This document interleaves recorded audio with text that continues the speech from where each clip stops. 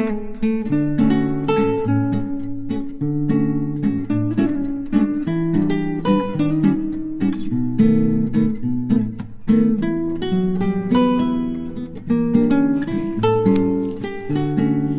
का शाब्दिक अर्थ अपन ने देखा था। इंद्र शब्द से इंद्रिय बने हैं।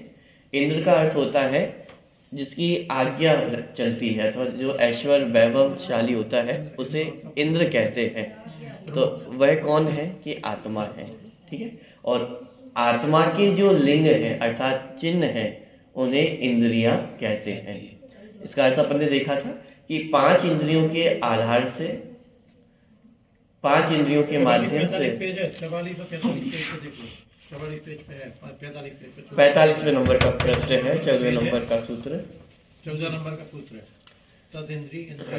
तो आत्मा के जो चिन्ह है, चिन्ह मतलब आत्मा को पहचानने के चिन्ह। संसार अवस्था में कोई भी जीव है तो कैसे पहचाना जाए कि ये जीव है, कि जिसको ये 5 इंद्रियां पाई जा रही हैं, पांचों में से भले एक इंद्रिय भी क्यों ना हो, जिसको एक इंद्रिय भी है वह जीव है।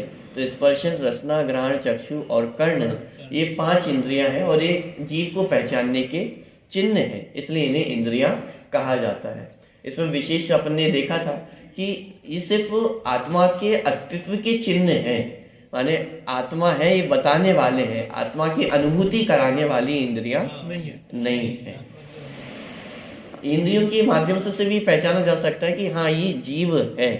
चींटी चलती हुई दिखाई दे रही है, हमें उसका स्पर्श शरीर दिखाई दे रहा है, तो हमें ये ख्याल में आ जाएगा कि भाई ये जीव है।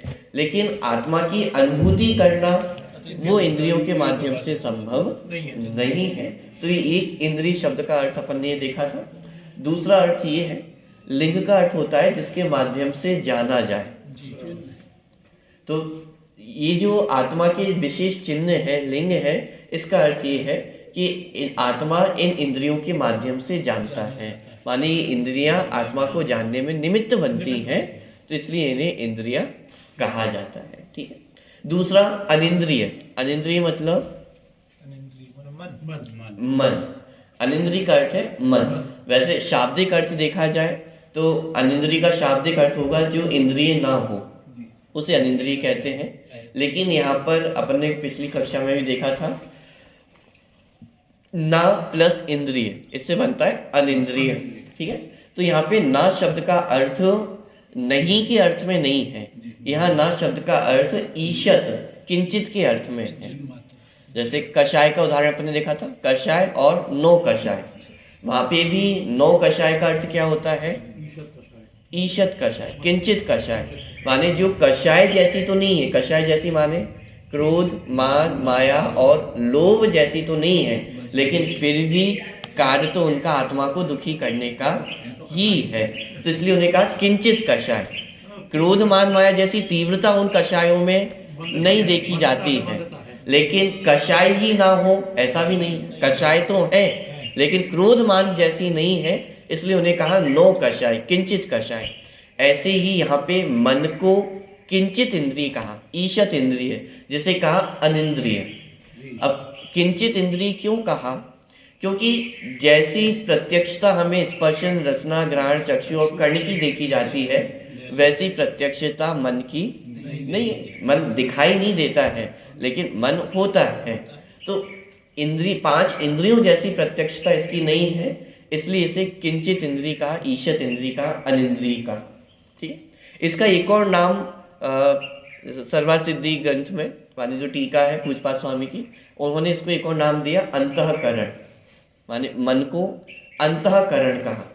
अंतःकरण क्यों कहा, उसके 2 कारण दिए कि बाकी की जो 5 इंद्रियां हैं उनका क्षेत्र और काल अवस्थित है।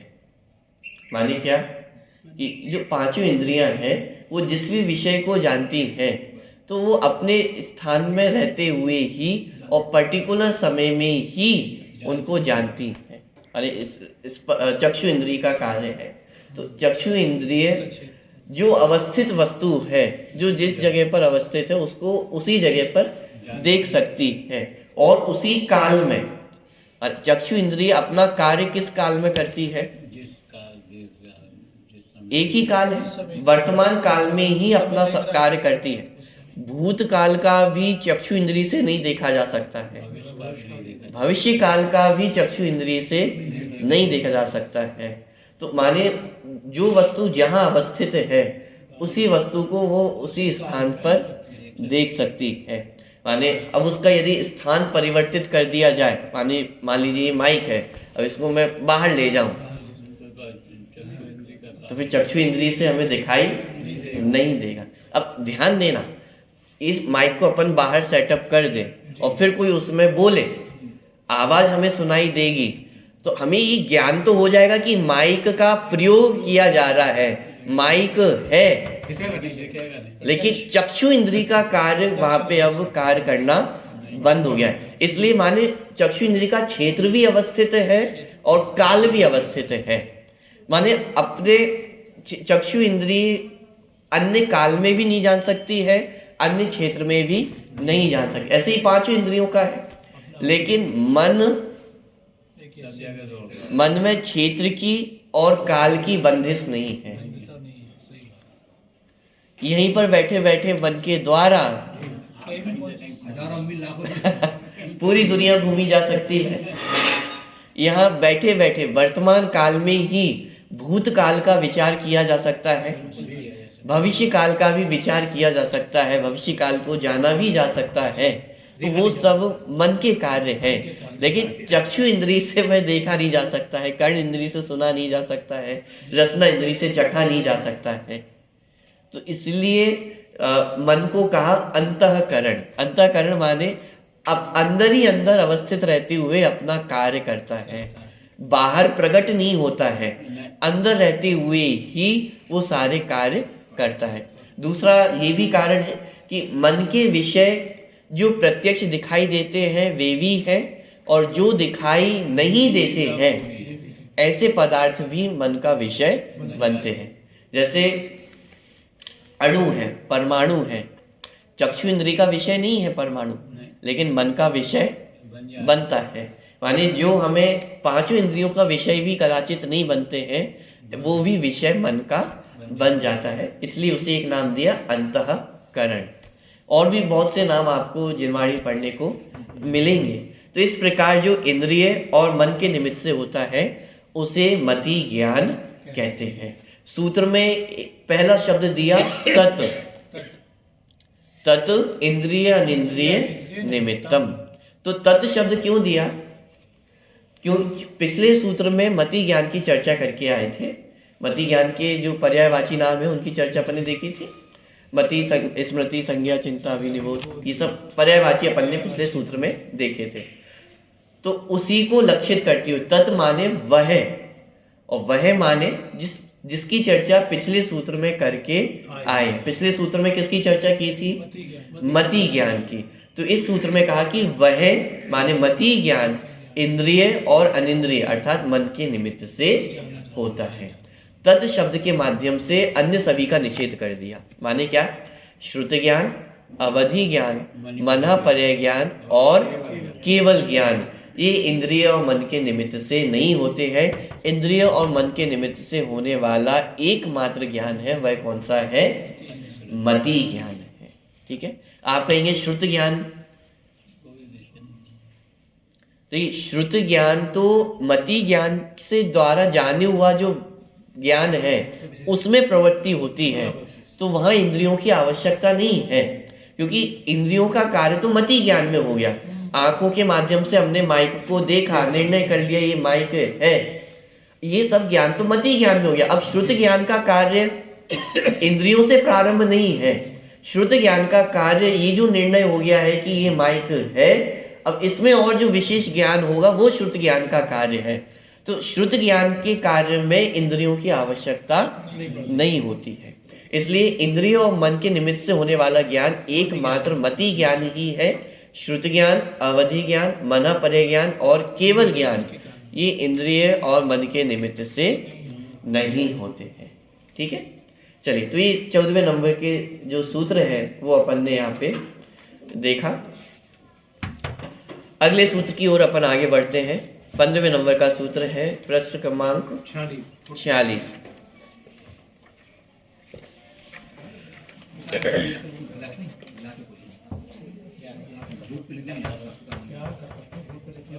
उनका छूकर ले कोई आ ही नहीं रहा तो कौन किताब रखते हैं अच्छा नहीं है। चलिए 15वें नंबर का सूत्र है, पेज नंबर 46वें नंबर का प्रश्न। अब यह स्पष्ट करते हैं कि मति ज्ञान का क्रमिक विकास किस प्रकार होता है। इस बात को स्पष्ट करने वाला आगामी सूत्र इस प्रकार है। तो ये मूल रूप से तो जो 15वें नंबर का सूत्र है उसमें भी मति ज्ञान के वेदों को स्पष्ट किया जा रहा है। तो 4 वेद है, अवग्रह, या, अवाय और धारणा। उनके जो 4 वेद हैं उनको स्पष्ट किया जा रहा है। और सूत्र की विशेषता ये है कि ये जिस क्रम में होते हैं उसी क्रम में इनको रखा गया है। अवग्रह, इहा, आवाय और धारणा, ये मति ज्ञान के 4 भेद हैं, अथवा कहें इनका उत्पत्ति क्रम कहें तो भी उसमें कोई आपत्ति नहीं है। और सूत्र में भी उनको इसी प्रकार से माने सूत्र की रचना की गई है कि वो क्रम अपने आप ख्याल में आता चले जाए। ठीक, चलिए सूत्र का पाठ करते हैं, मैं बोलता हूँ फिर उसके बाद आप रिपीट करना। अवग्रह आवाय धारणा, अवग्रह आवाय धारणा, अवग्रह हिया लिखा हुआ है तो जब उसका संधि विच्छेद करते हैं तो वो बनेगा ईहा। ठीक है, तो अवग्रह, ईहा, अवाय और धारणा। ठीक है, और अंत में बहुवचन है। बहुवचन इसलिए क्योंकि 4 वेद हैं। तो अवग्रह, ईहा, अवाय और धारणा, ये मति ज्ञान के 4 भेद हैं।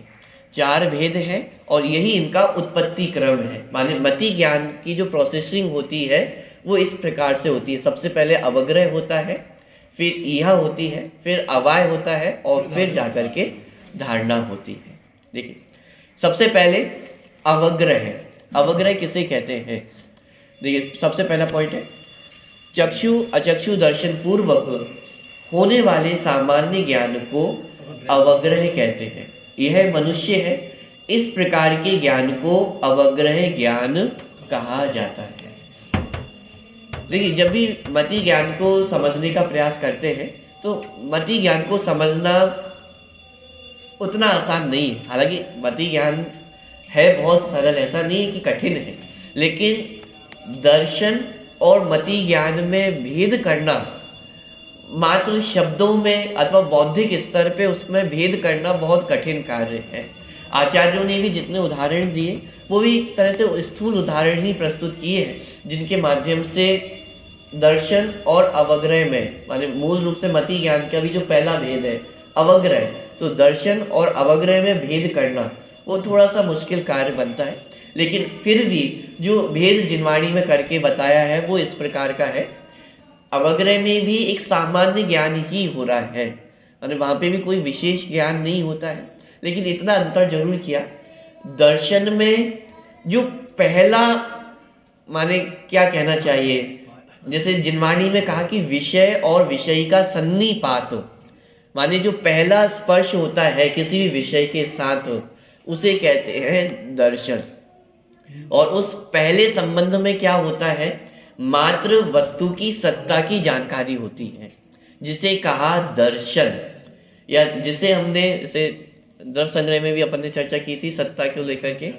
एक होती है महासत्ता। महासत्ता माने क्या कि संपूर्ण वस्तु है, ये पूरी जो दुनिया है, 3 लोक, ये क्या है, महासत्ता है। तो उस सत्ता की जानकारी होना इसका अर्थ है दर्शन। पॉइंट पकड़ में आ रहा है? तो ये माइक मेरे सामने आया, अब अभी तो खैर हमें पता ये माइक है, लेकिन मान लीजिए कोई ऐसा व्यक्ति है जिसको नहीं पता ये माइक है, अथवा आपके सामने कोई एक ऐसी वस्तु आती है जिसके बारे में आपको कुछ भी नहीं पता है। तो जब प्रथम बार वो हमारे सामने आती है और मात्र उसका जो अस्तित्व का ज्ञान है ये है, इसे कहते हैं दर्शन। ठीक है, अब उसके बाद अगला स्टेप आया ज्ञान का, और उस ज्ञान में भी पहला स्टेप आएगा मति ज्ञान का, और मति ज्ञान में भी पहला स्टेप आएगा अवग्रह। अवग्रह में क्या होगा कि जैसे अपन ने जाना ये है, ये हुआ दर्शन, ये माइक है, ये हुआ अवग्रह। अथवा ये काले रंग का है, माइक है, ये सब स्थूल उदाहरण है। तो ये जो पहला ज्ञान हो रहा है इसके संबंध में कि माइक है, ये हुआ अवग्रह। पॉइंट पकड़ में आ रहा है? दर्शन में सिर्फ सत्ता की जानकारी हुई थी, ये है। अवग्रह में ये माइक है, इतना ज्ञान हुआ। जैसे यहाँ पर भी उदाहरण दिया, यह मनुष्य है, इस प्रकार के ज्ञान को अवग्रह ज्ञान कहा जाता है। दर्शन में क्या ज्ञान होगा कि यह है, ना जानने वाली वस्तु को पहली बार देख रहे हैं। हाँ, वस्तु के बारे में कोई पता ही नहीं। माने जो पहला संस्पर्श हो रहा है वस्तु के साथ, और उसमें हमें ये ज्ञान हुआ कि ये है। चाहे मनुष्य को देखे, माइक को देखे, है। चलते हुए पैर में छोटा कुछ लगा, तो यहाँ पर लगा कुछ है, बस ये अभी ये पता नहीं है कांटा है, कांच है, क्या है, कि कुछ नहीं पता है माने ये जो है की जानकारी है, इसका नाम है दर्शन। अब वो क्या है, इसका अर्थ हो गया अवग्रह। ये है, ये दर्शन, ये माइक है, ये हुआ अवग्रह। ठीक है, इतना समझ में आ रहा है? तो अवग्रह माने दर्शन से एक कदम आगे का स्टेप है अवग्रह, जिसमें एक वस्तु की सामान्य जानकारी हो जाती है कि यह है। क्या है? ये माइक है, इतना ज्ञान हुआ। जिनवाणी में इसके अलग तरह से ही उदाहरण दिए, रंग के आधार से उदाहरण दिया। ये शुक्ल रूप है, माने सफेद है, इतना ज्ञान होना। ये सब मति ज्ञान माने एक बेसिक ज्ञान होना, जो प्राथमिक ज्ञान है, उसे कहा जाता है अवग्रह। ये तो देख के हो गया, बगैर देखे भी हो सकता है। हाँ, बिना देखे भी आंख बंद करके शब्दों का ज्ञान हुआ तो कर्ण इंद्री के माध्यम से हुआ। स्वाद का ज्ञान हुआ तो रसना इंद्री के माध्यम से। तो ये पांचों इंद्रियों के संबंध में, पांचों इंद्रिय और मन के संदर्भ में भी, माने जो पहला प्राथमिक ज्ञान हो रहा है उसे कहते हैं अवग्रह। मान लीजिए जैसे छोटे छोटे बच्चे होते हैं, उन्हें कहानियां सुनाई जाती है बचपन में, तो पहली बार उसने राम की कहानी सुनी, तो पहली बार उसको क्या होगा, रामचंद्र जी का अवग्रह होगा। तो माने किसी वस्तु की जो प्राथमिक जानकारी है उसे कहते हैं अवग्रह। ठीक है, आगे दूसरा भेद है ईहा। ईहा में क्या होगा, उस वस्तु को जानने की इच्छा होना। किसी वस्तु को अपने जाना, ये माइक है, अब तुरंत अगला प्रश्न मन में खड़ा होगा क्या है कि माइक कैसा है, क्यों है, किस काम में आता है। ये जो जानने का प्रयास हो रहा है, प्रयत्न हो रहा है, उसे कहते हैं ईहा। ये परिभाषा इसके अपन पढ़ते हैं। चक्षु अचक्षु दर्शन पूर्वक अवग्रह में जाने हुए पदार्थ के संबंध में विशेष जानने के प्रयास का नाम ईहा ज्ञान है। यह मनुष्य तो है, पर आर्य है या मिलेच्छ है, इस प्रकार की जिज्ञासा उत्पन्न होकर जो ज्ञान प्रवृत्त होता है वह ईहा ज्ञान है। ईहा माने इच्छा होना। किसी पदार्थ का अवग्रह हुआ, अब उस वस्तु के बारे में विशेष जानकारी करने की जो इच्छा है, प्रयास है, प्रयत्न है, उसे ईहा कहते हैं। माने ये जो हमारा ज्ञान है वो तुरंत प्रोसेसिंग करना प्रारंभ कर रहा है। ये जाना कि ये माइक है तो तुरंत ज्ञान प्रोसेसिंग करना प्रारंभ कर देता है, कोशिश करना प्रारंभ कर देता है कि इसके बारे में कुछ और जानकारी जुटाई जाए। तो वो जो प्रयास है, प्रयत्न है, उसका नाम है ईहा। और ये जरूरी नहीं है कि ईहा हो ही हो, मानी क्रम है। ज्ञान होगा तो इस क्रम में होगा, लेकिन जरूरी नहीं है कि चारों क्रम पढ़े ही पढ़े। क्रम पढ़े मतलब ये चारों भेद हो ही हो, ये जरूरी नहीं है। जैसे कितनी बार होता है, आप शादी में जाते हैं तो कितने लोग दिखाई देते हैं, तो सबके बारे में आप ईहा करते हैं। ईहा माने जैसे अवग्रह में तो इतना जान लिया कि भाई ये पुरुष है, ये स्त्री है, भाई ये लड़के वाले हैं कि लड़की वाले हैं। सबके बारे में तो जानने की इच्छा नहीं होती है। कुछ के संबंध में होती भी है, कुछ के संबंध में नहीं होती है। तो कुछ का अवग्रह होकर के रह जाता है और कुछ का ईहा तक हम पहुंचते हैं। ईहा के बाद आवाय तक पहुंची जाए जरूरी नहीं है। आपने प्रयत्न तो किया जानने के लिए, अब लेकिन आगे विशेष जानकारी नहीं हो पाई। तो इसे कहा माने अवग्रह और फिर ईहा। अवग्रह में सामान्य जानकारी हुई, ईहा में उस वस्तु की विशेष जानकारी करने का प्रयत्न है, प्रयास है। अब इस प्रयत्न प्रयास करने में जो ज्ञान की प्रोसेसिंग हो रही है उस ज्ञान को कहते हैं ईहा, उसे कहते हैं ईहा ज्ञान। जानने की जो उत्सुकता हुई, हाँ, उत्सुकता अंतर समझना इसमें भी ईहा ज्ञान में।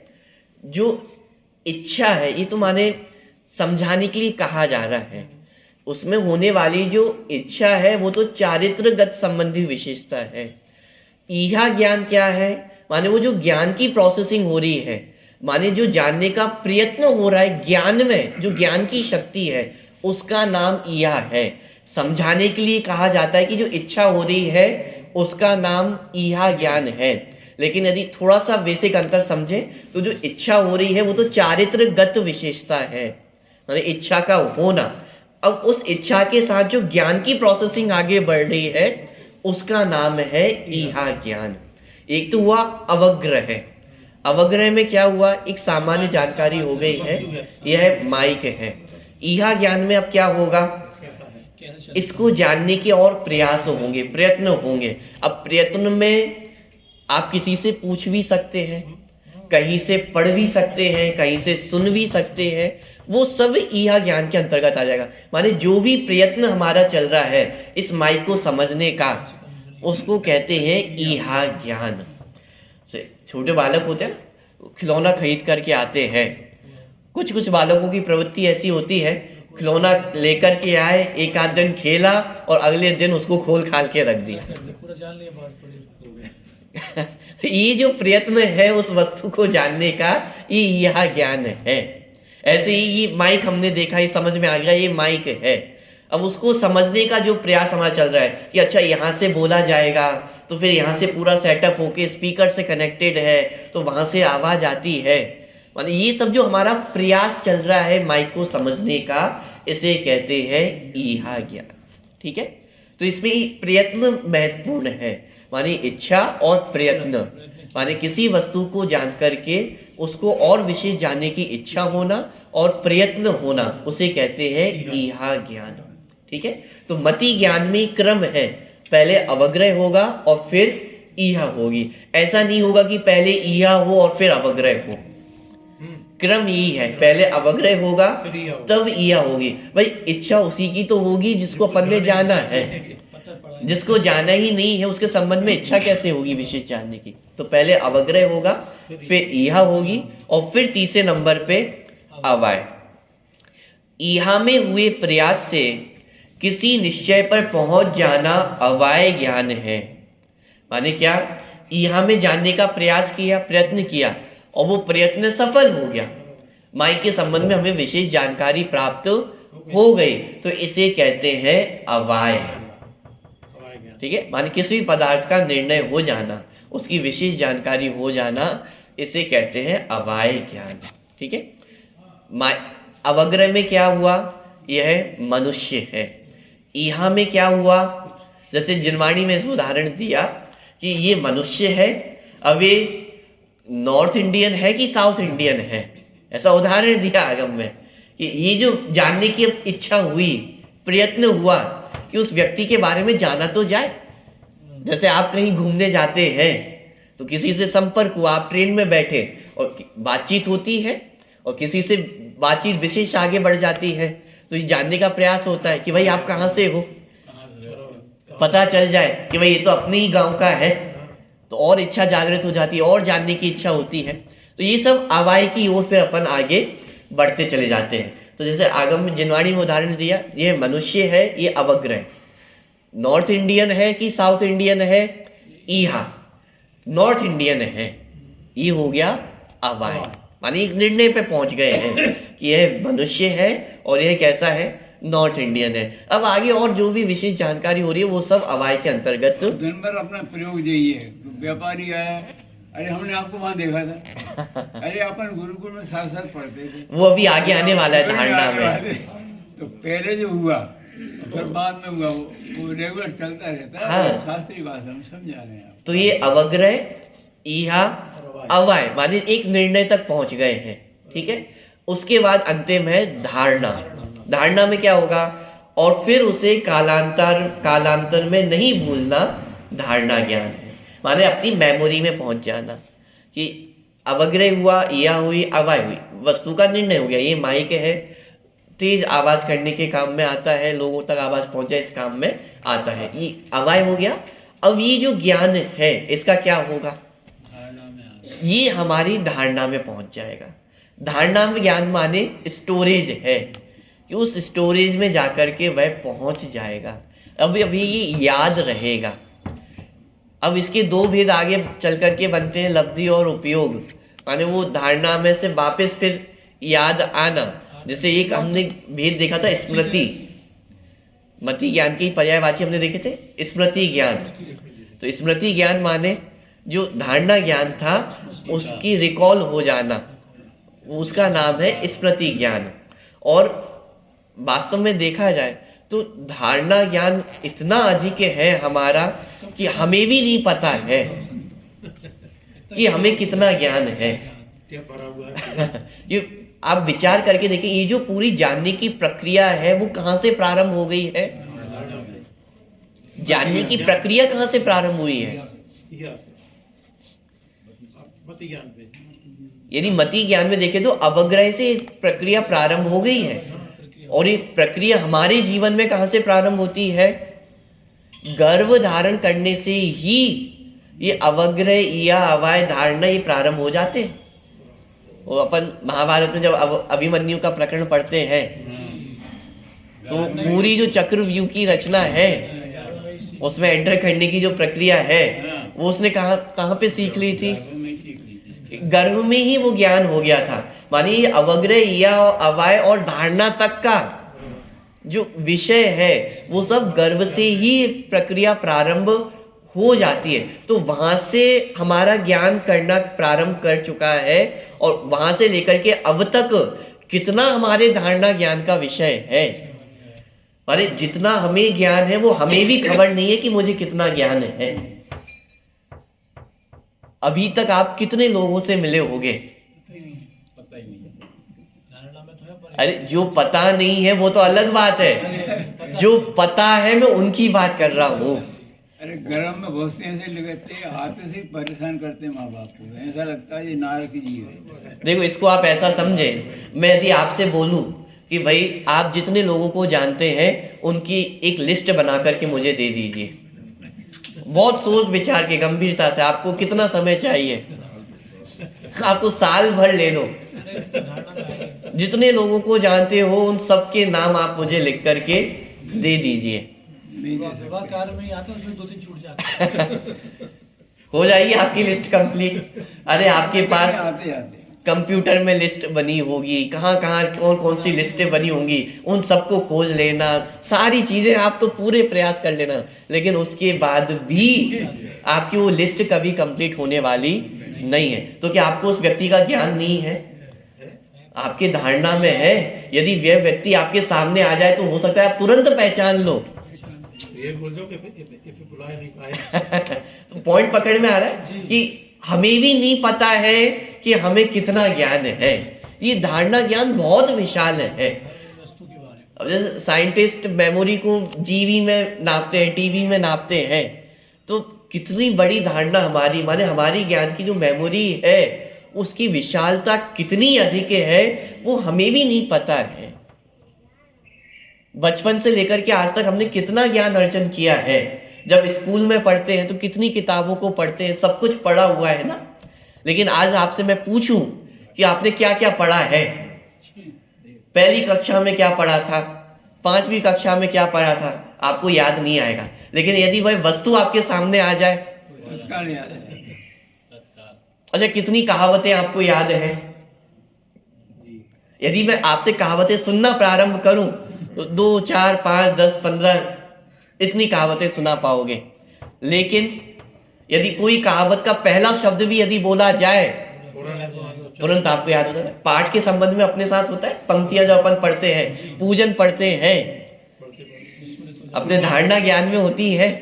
लेकिन मैं आपसे पूछूं आपको कितनी पूजा याद है, तो आप शायद कराची एक भी पूजा ना कह पाओ, ये साहब पता नहीं एक भी याद है कि नहीं है, लेकिन जैसे ही पंक्तियां पढ़ना प्रारंभ करते हैं तो तुरंत अगली पंक्ति याद आ जाती है।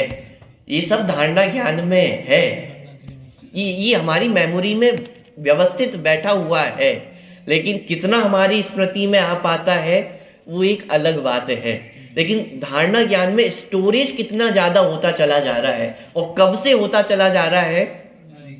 गर्भ में से, माने वर्तमान भव की यदि बात करें तो गर्भ में से वो धारणा ज्ञान में स्टोरेज होता हुआ चला आ रहा है। तो ये सब धारणा ज्ञान का विषय होता है। ठीक है, तो ये मति ज्ञान के 4 भेद है, अवग्रह, ईया, अवाय और धारणा। माने अवग्रह में पहला ज्ञान हुआ, यहाँ में उसको और विशेष जानने की इच्छा हुई, अवाय में निर्णय हुआ, और धारणा में जाकर के वो ज्ञान स्टोरेज में बैठ जाता है, यानी अपनी स्मृति में, अपनी मेमोरी में जाकर के वह बैठ जाता है, फिट हो जाता है। ठीक है, दूसरी बात, ऐसा जरूरी नहीं है कि जिसका अवाय हुआ है वह धारणा तक पहुंची ही जाए। थोड़ा सा पॉइंट बदल दिया है, क्रम यही है, यदि कोई वस्तु धारणा तक पहुंचेगी तो वो इसी क्रम में पहुंचेगी, अवग्रह, ईया और अवाय, उसके बाद ही वह धारणा तक पहुंच सकता है। लेकिन जिस जिस वस्तु का अवाय हुआ है वह सब धारणा तक पहुंचे ऐसा जरूरी नहीं है, क्योंकि ये तो हम मति ज्ञान के 4 भेद कह रहे हैं, लेकिन है वास्तव में मति ज्ञान का क्षयोपशम, यानी क्षयोपशम की विशेषता है। जैसे जैसे क्षयोपशम और अधिक बढ़ता जाता है वैसे वैसे अवग्रह से ईया में पहुंचे, ईया से अवाय में पहुंचे। अब यदि और विशेष क्षयोपशम होगा तो वो धारणा तक पहुंचेगा, और अवाय के बाद यदि वह क्षयोपशम विशेष और नहीं होता है तो फिर वह वस्तु हमारे धारणा तक नहीं पहुंचेगी। ऐसा कितना विषय है जो हमारी अवाय तक है लेकिन अब धारणा में नहीं है। माने क्या, जैसे मान लीजिए आप कभी 10वीं 12वीं कक्षा में होंगे तो गणित के मुश्किल से मुश्किल सवाल भी आप उस समय हल कर लेते थे, और कुछ समय तक हो सकता है वो आपके धारणा ज्ञान का विषय रहा भी हो, लेकिन आज यदि वह आपको हल करने को दिया जाए तो वो आपसे हल नहीं होगा।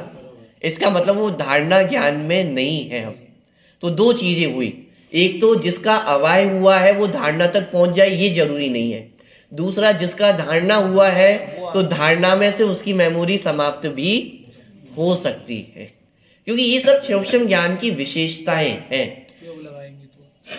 पॉइंट पकड़ में आ रहा है? तो अवाय धारणा तक पहुंच भी जाए और फिर धारणा में पहुंच करके वो समाप्त भी हो जाए, ये सारी संभावनाएं मति ज्ञान में रहती हैं। तो अवग्रह, ईहा, अवाय और धारणा ये इसी क्रम में होंगे। अवग्रह के बाद ईहा होगा, ईहा के बाद अवाय होगी, और अवाय के बाद धारणा होती है। ये इस क्रम में होता है। और स्टार्टिंग से देखें तो सबसे पहले दर्शन उपयोगी है, दर्शन के बाद अवग्रह, फिर ईहा, अवाय और धारणा, और फिर जाकर के श्रुत ज्ञान की प्रवृत्ति उसमें होती है। अब ये भी थोड़ा सा माने भेद करना मुश्किल ही है, माने श्रुत ज्ञान और ये जो अवाय तक अपन पहुंच गए, जो पदार्थ का अपन ने निर्णय कर लिया है, और श्रुत ज्ञान में अब भेद करना, ये भी माने सिद्धांत के आधार से, माने जिनवाणी के आधार से अपन समझ सकते कि इन दोनों में भेद है। क्योंकि बहुत सारा मति ज्ञान का ऐसा विषय है जो हमें लगता है कि तो श्रुत ज्ञान का विषय होना चाहिए, क्योंकि जो हमने पर्यायवाची नाम देखे थे मति ज्ञान के, मति, स्मृति, संज्ञा, चिंता, अभिनिबोध, माने ये बहुत प्रोसेसिंग ज्ञान है। स्मृति मतलब जो धारणा में है वो याद आ जाना, और फिर संज्ञा ज्ञान माने जोड़ रूप ज्ञान, कि जो भूतकाल में जाना था और प्रेजेंट में देखा और फिर उसको देख करके दोनों को जोड़ रूप ज्ञान होना, ये उससे अच्छा है बुरा है इस रूप ज्ञान होना, माने ये सब ज्ञान ऐसा लगता है कि ये श्रुत ज्ञान के विषय होने चाहिए, लेकिन उन्हें उस सबको मति ज्ञान के अंतर्गत ही लिया गया है। तो इसलिए दर्शन और अवाय में भेद करना ये भी बहुत मुश्किल कार्य है, और फिर अवाय में आकर के फिर श्रुत ज्ञान में भेद करना, ये भी मतलब जिनागम के आधार से ही अपन उसमें भेद है इस प्रकार समझ सकते हैं। और जो भी उदाहरण दिए जाते हैं बहुत स्थूल उदाहरण ही प्रस्तुत किए जा सकते हैं, जिसके माध्यम से श्रुत ज्ञान में भेद अपन समझ सके। वो सूक्ष्म समय रहता है। हाँ, क्योंकि ज्ञान की प्रोसेसिंग बहुत तेज है, आपको तो पता ही नहीं चलता कब दर्शन हुआ, कब अवग्रह हुआ, कब ईहा हुई, कब अवाय हुआ। ये तो बहुत फास्ट प्रोसेसिंग है, ठीक है। तो इसलिए अवग्रह, ईहा, अवाय और फिर धारणा तक इस प्रकार से, मानिए ये हमारी जानने की प्रोसेसिंग है। किसी वस्तु को अपन जानते हैं तो इस प्रोसेस के माध्यम से ही जानते हैं। इसका मतलब ये हुआ कि अवाय तक पहुंचने के लिए ईहा आवश्यक है, और ईहा मतलब जानने का प्रयत्न होना। तो जो लोग ये कहते हैं कि भाई मुझे वस्तु की जानकारी नहीं हो रही है, तो वहां प्रश्न ये खड़ा होता है, क्या आपने प्रयत्न किया है या नहीं किया है? बिना प्रयत्न के ही आप ये कह रहे हो कि भाई मुझे तो ये समझ में नहीं आता है, तो ये झोल है। क्योंकि ईहा हो तो फिर अवाय होने के चांसेस बहुत अधिक बढ़ जाते हैं, लेकिन यदि प्रयत्न ही नहीं किया हो तो फिर तो अवाय होने ही वाला नहीं है। अवाय करने के लिए प्रयत्न आवश्यक है, इच्छा आवश्यक है। किसी वस्तु को जानना है तो उसमें प्रयत्न आवश्यक है।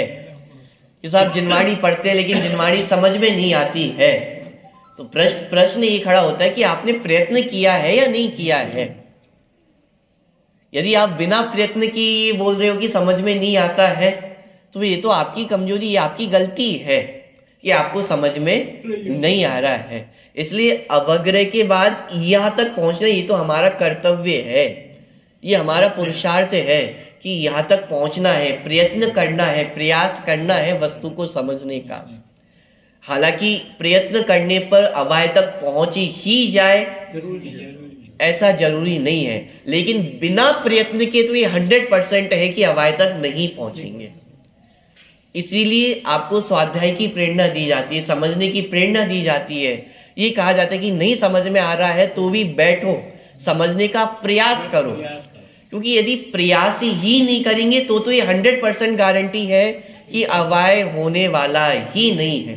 लेकिन यदि प्रयास करेंगे, प्रयत्न करेंगे, तो फिर ये बहुत चांसेस है कि अवाय तक पहुंचेगा, और एक बार अवाय तक पहुंचेगा तो आपके धारणा ज्ञान का विषय भी बन जाएगा। लेकिन यदि प्रयत्न ही नहीं होगा तो फिर अवाय के चांसेस 0 है, कोई चांस नहीं है। इसलिए स्वाध्याय की प्रेरणा दी जाती है। समझ में नहीं आ रहा हो तो भी 10 बार पढ़ाया जाता है। क्यों?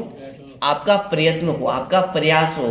प्रयास होगा तो अवाय तक 90% तो आप पहुंच ही जाएंगे। प्रयास सार्थक होना चाहिए। पॉइंट पकड़ में आ रहा है? तो इस प्रकार अवग्रह, ईहा, अवाय और धारणा ये मति ज्ञान के भेद हैं, और यही उनका उत्पत्ति क्रम है। सूत्र की रचना भी इसी प्रकार से की है कि उनका उत्पत्ति क्रम हमें ख्याल में आ जाए।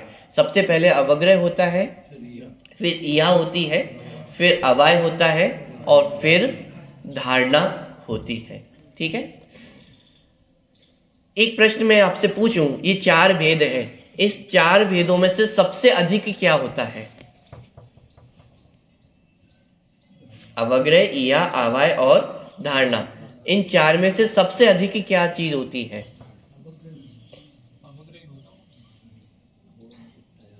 अरे सिंपल सा एक प्रश्न पूछा है, 4 चीजें अवग्रह, ईहा, अवाय और धारणा। आपके हिसाब से इन 4 में से सबसे अधिक कौन सा ज्ञान होता है?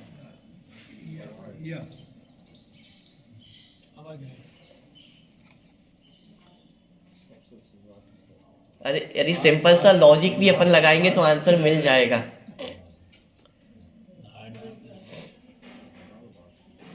सबसे अधिक ज्ञान कौन सा होता है?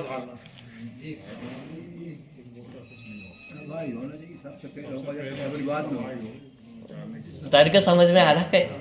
भाई सबसे पहले तो अवग्रह होता है ना, बाकी की कहानी तो अवग्रह के बाद प्रारंभ होगी। तो सबसे अधिक ज्ञान कौन सा होता है? अवग्रह होता है। अवग्रह से अधिक ईहा हो ही नहीं सकती है, क्योंकि अवग्रह के बाद ही ईहा होगी।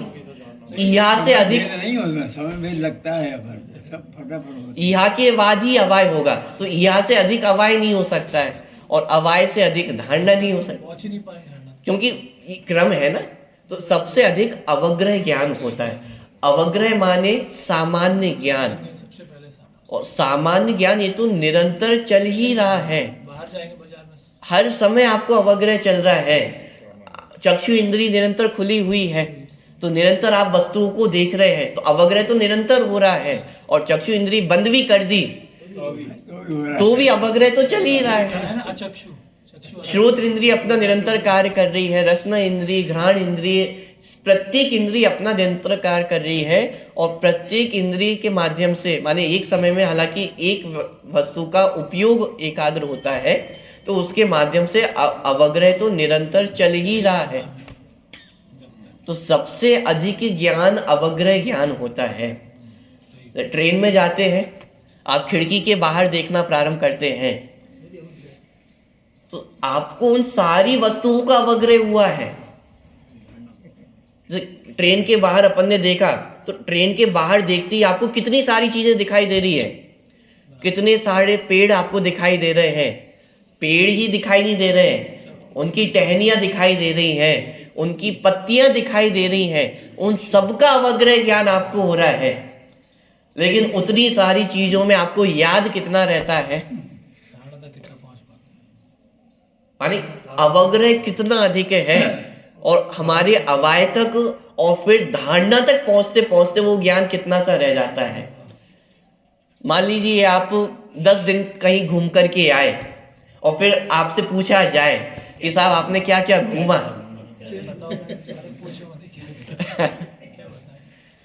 तो कितना आप बता पाएंगे? जितना घूमा है वो तो बहुत अधिक है, जितना आपके ज्ञान का विषय बना है अवग्रह में वो तो बहुत अधिक था। लेकिन उसमें आपने कितनी चीजों को जानने का प्रयास किया था, और फिर प्रयास करने पर कितनी वस्तु को आप जान पाए थे अवाय, और जानने के बाद भी आपको कितनी वस्तु धारणा तक बची है। अरे वो तो आप बहुत थोड़ा एक्सपीरियंस आप शेयर कर पाते हैं। तो ये अवग्रह, या अवाय और धारणा, माने कितना हमारे अवग्रह का विषय बनता है और कितना हमारी धारणा तक पहुंच पाता है, वो बहुत थोड़ा है। लेकिन बहुत थोड़ा भी बहुत विशाल है, क्योंकि जितना हमारे धारणा ज्ञान में है उतना भी हम रिकॉल नहीं कर पाते हैं। 1000 करोड़ प्लस 1000 करोड़ कितने होते हैं? कितने होते हैं? 2000 करोड़। लेकिन मैं आपसे पूछता हूं, इस ज्ञान का आप अपने जीवन में कब प्रयोग करोगे? आपके धारणा ज्ञान में है, लेकिन हो सकता है पूरा जीवन निकल जाए और आप इस ज्ञान का कुछ भी प्रयोग ना करें। ऐसे कितने व्यक्ति होंगे जो आपके धारणा ज्ञान में होंगे, लेकिन अब कभी भी वो आपके जीवन में आपसे मिलने वाले नहीं, लेकिन वो ज्ञान पड़ा हुआ है और वो धारणा में भी है। यदि वो सामने व्यक्ति कभी आ जाए अथवा उस व्यक्ति की कोई बात हो तो आपको तुरंत धारणा से वो आपकी स्मृति में आ जाएगा। लेकिन ये भी हो सकता है कि धारणा में पड़े पड़े ही वो रह जाए और आपकी आयु पूर्ण हो जाए। ये सारी परिस्थितियां बनती है।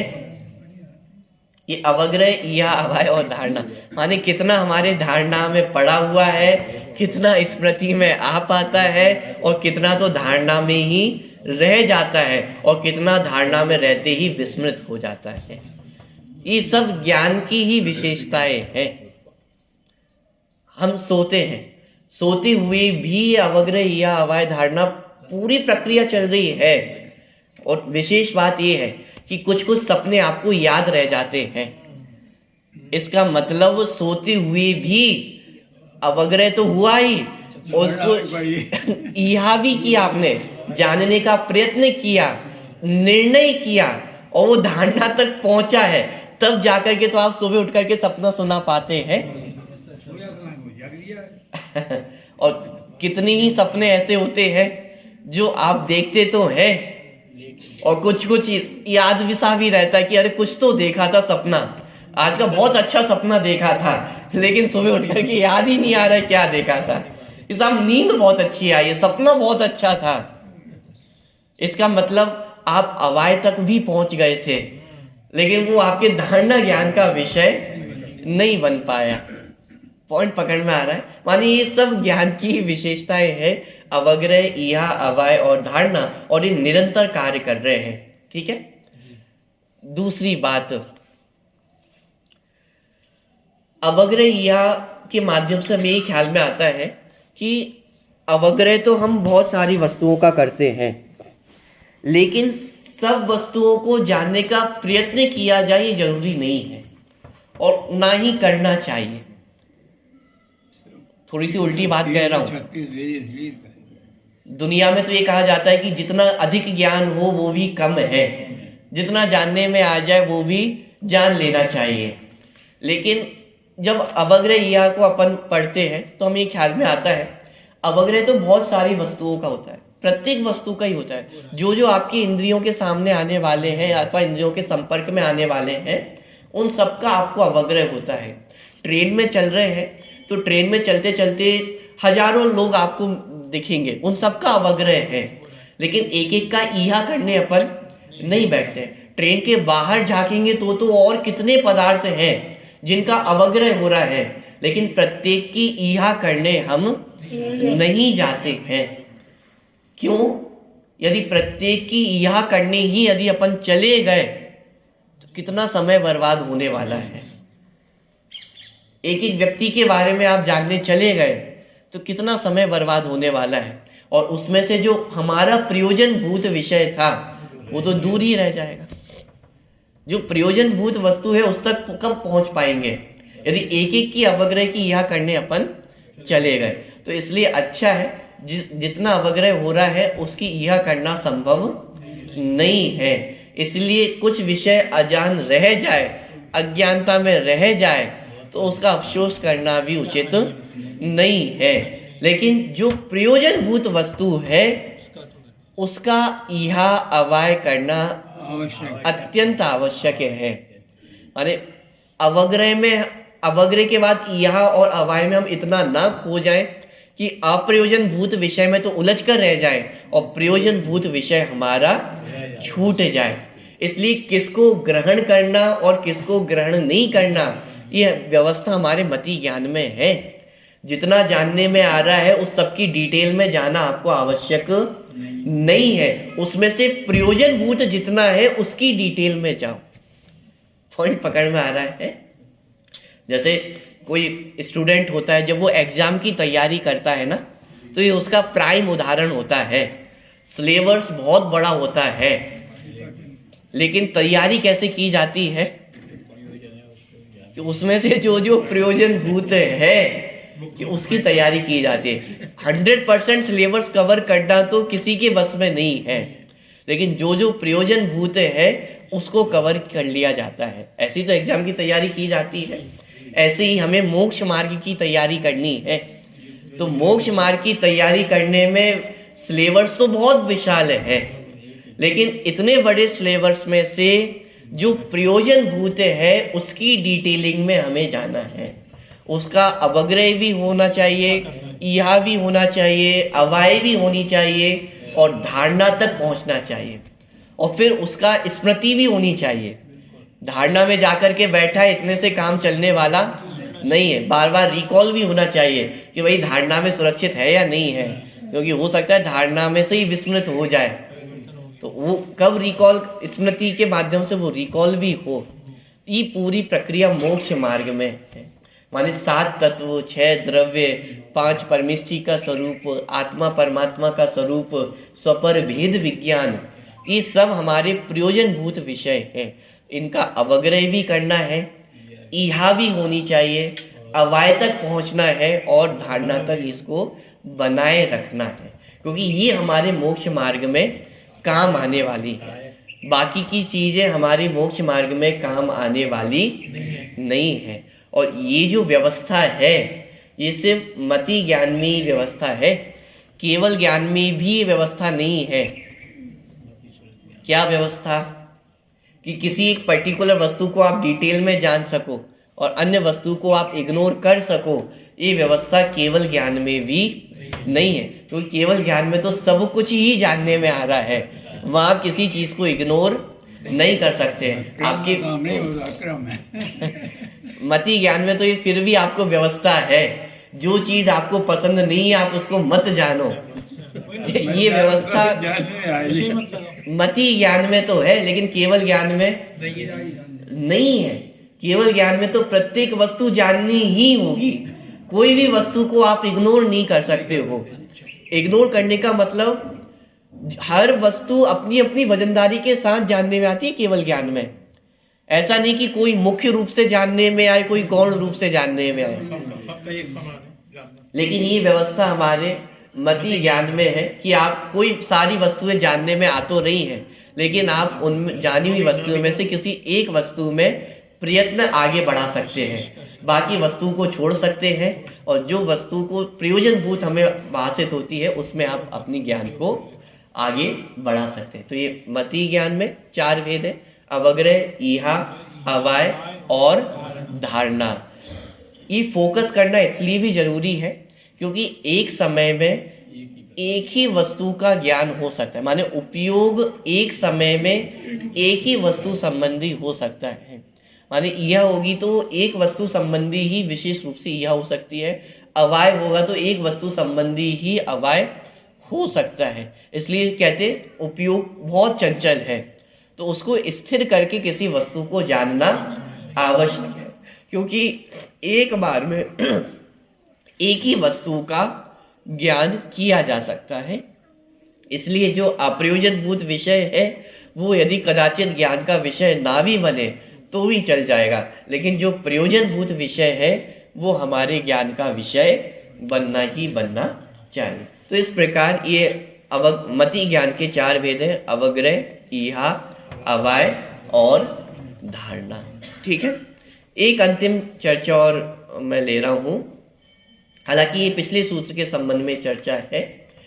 पिछले सूत्र में अपन ने देखा था जो मति ज्ञान है वो इंद्रिय और मन के निमित्त से होता है, उसे मति ज्ञान कहते हैं। इसका मतलब श्रुति ज्ञान, अवधि ज्ञान, मनाप्रय ज्ञान और केवल ज्ञान ये इंद्रिय और मन के निमित्त से नहीं होते हैं। लेकिन प्रश्न एक खड़ा हुआ, क्या कुमति ज्ञान इंद्रिय और मन के निमित्त से होता है या नहीं होता है? प्रश्न क्यों खड़ा हो रहा है? क्योंकि यहाँ पे जो चर्चा की गई थी, माने पिछले सूत्र में जो चर्चा की गई थी, तद इंद्रिय इंद्रिय निमित्तम, वह मति ज्ञान के संदर्भ में चर्चा की गई थी कि मति ज्ञान इंद्रिय और मन के निमित्त से होता है। तो प्रश्न उठना स्वाभाविक है, कुमति ज्ञान इंद्रिय और मन के निमित्त से होता है या नहीं होता है?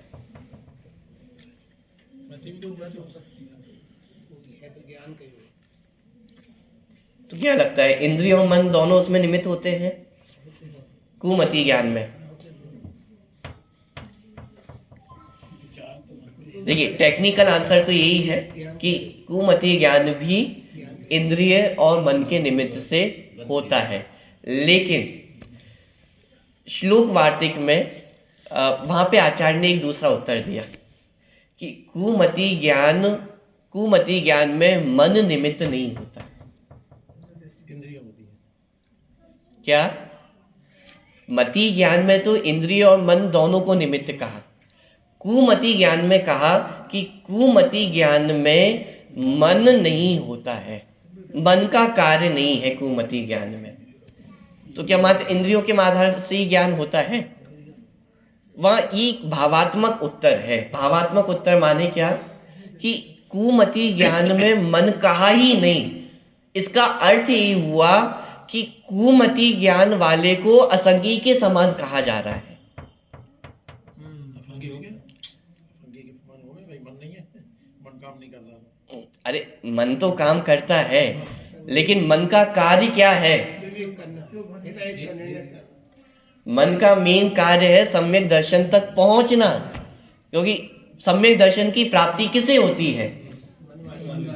मन वाले को होती ना। संगी जीवों को सम्यक दर्शन की प्राप्ति होती है, और मन होते हुए भी, संगी होते हुए भी यदि सम्यक्त्व को प्राप्त ना करे तो उसके मन का होना और नहीं होना एक बराबर हो गया। इसलिए श्लोक वार्तिक में आचार्य ने कहा कि कुमति ज्ञान में मन होता ही नहीं है। मतलब फंगी होते हुए फंगी जैसा है, हुकूमती कह दिया और डांट सावधान करने के लिए। पॉइंट पकड़ में आ रहा है। फंगी होते हुए फंगी है। जैसे द्रव्य संग्रह में अपन ने देखा था, दीपक का उदाहरण देखा था कि कोई व्यक्ति है अंधेरे में जा रहा है और हाथ में दीपक लेकर के चल रहा है, और लेकिन फिर भी वो गड्ढे में गिर जाए, तो फिर उसके दीपक होने और नहीं होने का क्या अंतर रह गया? जो अंधेरे में चला जा रहा है बिना दीपक के, वो भी गड्ढे में गिर गया, और तुम्हारे पास दीपक है, प्रकाश है, और तब भी गड्ढे में गिर गए, तो दीपक का होना नहीं होना बराबर ही हो गया। ऐसे ही कहा कि संगी होते हुए भी, मन होते हुए भी यदि सम्यक्त्व की प्राप्ति नहीं है क्या फायदा? तो असंगी ही हो, कि मन का होना और नहीं होना बराबर है। इसलिए वहां पे कहा, ये प्रश्न क्योंकि यहाँ पे खड़ा किया गया, क्योंकि ये जो 14वें नंबर का सूत्र आया था, तद इंद्रिय इंद्रिय निमित्तम, इसमें मति ज्ञान को लक्ष्य करके कहा कि इंद्रिय और मन के निमित्त से होता है। तो प्रश्न खड़ा हुआ, यदि कुमति ज्ञान को भी इंद्रिय और मन से निमित्त से उत्पन्न होने वाला मानेंगे, तो यहाँ तो अतिव्याप्ति दोष आ जाएगा, क्योंकि लक्षण मति ज्ञान का बनाया था, कुमति ज्ञान का लक्षण नहीं बनाया, और ये अलक्ष्य में भी चला गया है, तो ये अतिव्याप्ति दोष से दूषित होने का यहाँ पे प्रसंग बना। तो उसका निराकरण करते हुए आचार्य ने वहां पे समाधान किया कि कुमति ज्ञान में मन होता ही नहीं है। क्यों? क्योंकि मन का कार्य तो वास्तव में सम्यक की प्राप्ति होना था, और सम्यक की प्राप्ति यदि नहीं हो रही है तो मन आपका किसी काम का नहीं। इसे ही कुंद कुंद आचार्य ने अपने भाव पाहुड़ में कहा कि सम्यक्त्व के बिना जो मनुष्य है वो मुर्दा है। जीवित कौन है? आचार्य कुंद कुंद से जाकर के पूछे कि जीवित कौन है? कि सम्यक दृष्टि ही जीवित है, और जो मिथ्या दृष्टि है वो कैसा है? तो मुर्दा है। क्यों? कि जीवित तब भी आपका कब कहा जाएगा? कि सम्यक तो हो तो आपको जीवित कहे, वरना मुर्दे में और आप में क्या फर्क रह गया है? ये माइक भी निर्णय करने में असमर्थ है और आप भी निर्णय करने में असमर्थ हो, तो आपको क्या जीवित पना कहे? ऐसे यहाँ पे आचार्य ने कहा कि संगी कैसे कहे? संगी हो तो संगी पना दिखाओ ना। जैसे मनुष्य के संदर्भ में कहते हैं कि मनुष्य हो तो मनुष्य पना दिखाओ, और जो मनुष्य पना ना दिखाए क्या किया था? तो उसे क्या कहते हैं? जंगली कहते हैं, पशु कहते हैं कि पशुवत व्यवहार है, जंगली है। ऐसे ही संगी हो तो संगी पना दिखाइए, संगी हो तो सम्यक तो प्राप्त करके दिखाइए, तो कहा जाएगा कि आप संगी हैं, आप मन सहित हैं। और संगी होते हुए भी यदि सम्यक की प्राप्ति नहीं है तो इसका मतलब आप असंगी ही हैं। तो इस तरह से श्लोक वार्तिक में वहां पे समाधान दिया कि कुमति ज्ञान में मन कार्य नहीं करता है। टेक्निकल रूप से देखा जाए तो मन की प्रवृत्ति भी वहां पे होती है, इंद्रियों मन के निमित्त से ही कुमति ज्ञान भी कार्य करता है। लेकिन ये जो भावात्मक उत्तर वहां पे आचार्य ने श्लोक वार्तिक ग्रंथ में इसके संदर्भ में द्रव्य संग्रह पूरा हुआ है, इसको रेगुलर कर दो तो सारे लोग ज्यादा आ जाएंगे। वो ध्यान नहीं रहता आज कौन से दिन तत्पर सूर्य लेना, कौन से दिन नहीं लेना। यदि रोज आए तो उसको रेगुलर भी कर सकते हैं। चलिए विचार करेंगे, आप लोग अपना मंतव्य बनाइएगा जिस प्रकार का भी बनेगा। स्वरूपी अविनाशी है आत्म स्वरूप।